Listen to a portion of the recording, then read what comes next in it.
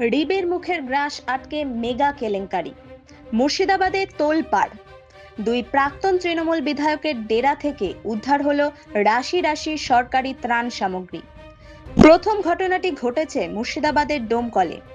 সেখানে প্রাক্তন তৃণমূল বিধায়ক জাফিজুল ইসলামের বাড়ি থেকে প্রচুর পরিমাণে সরকারি ত্রাণ সামগ্রী উদ্ধারকে কেন্দ্র করে তীব্র চাঞ্চল্য ছড়িয়েছে। অসহায় মানুষ ও হঠাৎ দুর্ঘটনায় ক্ষতিগ্রস্ত পরিবারগুলির পাশে দাঁড়ানোর জন্য রাজ্য সরকারের পক্ষ থেকে এই ত্রাণ সামগ্রী বরাদ্দ করা হয়েছিল। কিন্তু অভিযোগ, সেই ত্রাণ দুস্থদের হাতে না পৌঁছে মাসের পর মাস লুকিয়ে রাখা হয়েছিল প্রাক্তন বিধায়কের বাড়িতে।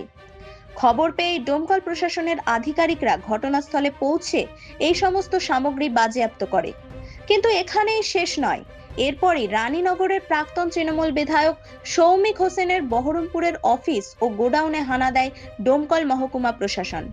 বুধবার বেলা 11:30 নাগাদ বহরমপুর থানার উত্তরপাড়া মোড়ের কাছে পূর্বতন জাতীয় সড়কের পাশের অফিসে আচমকাই হানা দেয় ডোমকল মহকুমা শাসকের দপ্তরের কর্মীরা।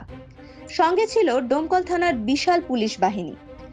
উল্লেখ্য, 2026-এর বিধানসভা নির্বাচনে রানীনগর থেকে লড়াই করে হেরে যান সৌমিক হোসেন, আর ভোটে হারতেই তার এই গোডাউনে হানা দেয় প্রশাসন। আর এই তল্লাশিতেই চোখ চড়ক গাছ আধিকারিকদের। প্রাক্তন বিধায়কের গোডাউন থেকে উদ্ধার হয় সরকারি ছাপমারা রাশি রাশি ত্রিপল, বেডশিট, ধুতি, শাড়ি ও কম্বল সহ বিপুল পরিমাণে ত্রাণ সামগ্রী।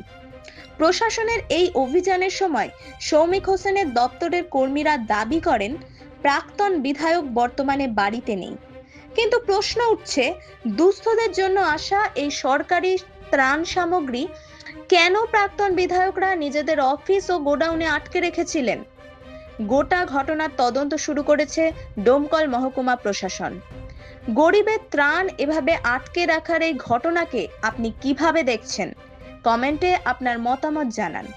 আর মুর্শিদাবাদের এই মেগা চাঞ্চল্যকর খবরের প্রতি মুহূর্তের লাইভ আপডেটের জন্য এখনই ফলো এবং সাবস্ক্রাইব করুন জি টিভি।